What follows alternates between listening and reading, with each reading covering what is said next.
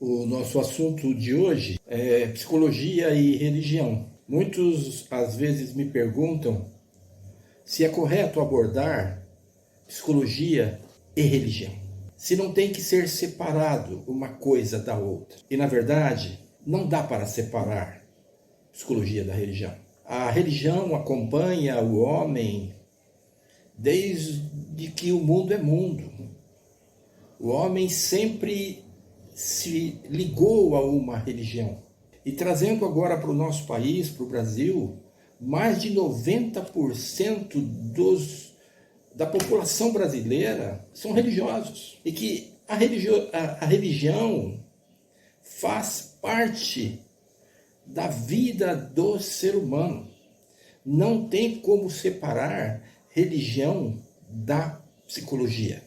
Muito pelo contrário, a religião tem sido estudada pela psicologia há muitos anos. E que nós vamos abordar um pouquinho sobre esse assunto, para que fique claro para quem goste de psicologia e para os psicólogos, que é necessário saber entender, porque a religião faz parte do ser humano. Dentre diversas definições de religião, tem uma que me chama muito a atenção, que é a definição de Lambert.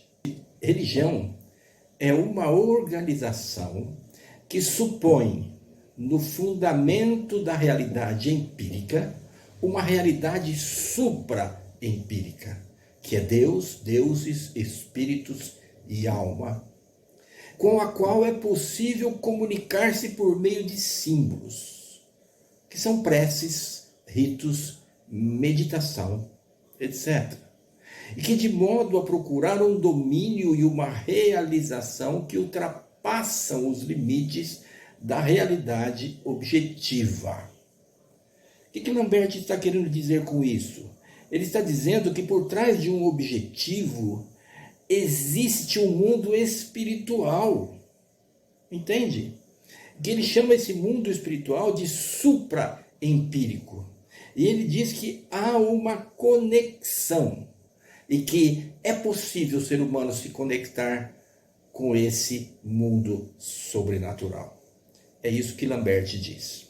A psicologia da religião nos Estados Unidos estava dando os seus primeiros passos, estava ainda em formação e estava sendo construído ainda uma ideia. Mas estava sendo muito discutida, porque nos Estados Unidos, nesse período, estava havendo uma renovação religiosa, uma espiritualidade muito forte, e começaram a estudar, então, a psicologia da religião. A psicologia da religião só surge como disciplina científica autônoma no final do século XIX nos Estados Unidos. O que se estuda na psicologia da religião? A religiosidade, a espiritualidade, comportamento do ser humano através da religião, o sentimento do indivíduo religioso, o impacto das religiões nas emoções e o psique dos indivíduos através da religião. O que principalmente estamos querendo estudar e apresentar não é uma psicologia religiosa, que é, na verdade, usar a psicologia como benefício na religião. Não, estamos falando do momento da psicologia que passa a estudar sobre o fenômeno religioso, como afeta a vida de uma pessoa, o seu comportamento, sentimentos, emoções. Dentre muitos estudiosos que na época do século XIX nos Estados Unidos estudava a psicologia da religião, um estudioso chamou muito a atenção: William James. William James escreveu a obra As Variedades da Experiência Religiosa. James acreditava que, enquanto realidade psíquica, a religião era uma experiência genuína, que podia e devia ser pesquisada e estudada nos termos da psicologia empírica. O seu objetivo era descobrir o que havia de único na experiência religiosa do indivíduo por mais anormal e excepcional que fosse. É um absurdo ouvir que não se mistura religião com psicologia.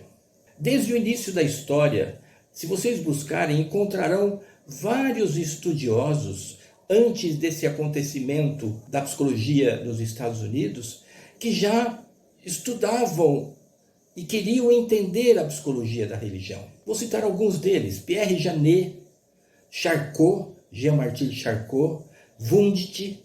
Todos eles queriam entender essa psicologia da religião na mente do povo. Sigmund Freud demonstrou interesse em entender a religião sistemática. Escreveu 3 obras sobre isso: Totem e Tabu, de 1912 e 1913, O Futuro de uma Ilusão, de 1927, e Moisés e o Monoteísmo, de 1934 e 1938. 3 trabalhos de Freud onde se dedica a analisar as relações entre psicologia e religião.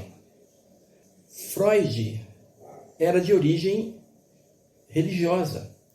O seu pai era religioso. E ele nunca lutou contra a religião ou fez oposição contra a religião, como muitas pessoas dizem. Simplesmente ele era cético. Ele não acreditava. Freud deixou em uma de suas literaturas um texto que vale a pena ler. Quão invejáveis para aqueles de nós que são pobres de fé parecem ser aqueles investigadores que estão convencidos da existência de um ser supremo. Só podemos lamentar que certas experiências da vida e observações do mundo nos tornem impossível aceitar a existência de tal ser supremo. O que Freud está dizendo aí? Eu até admiro, mas eu não consigo. As experiências da vida e a forma que eu vejo o mundo me impedem de acreditar nesse ser supremo. Olha, Freud não era religioso, mas isso não impediu de estudar a religião. E a religião o fez um grande amigo, um dos seus melhores amigos, que era um pastor luterano, o pastor Oscar Pfister.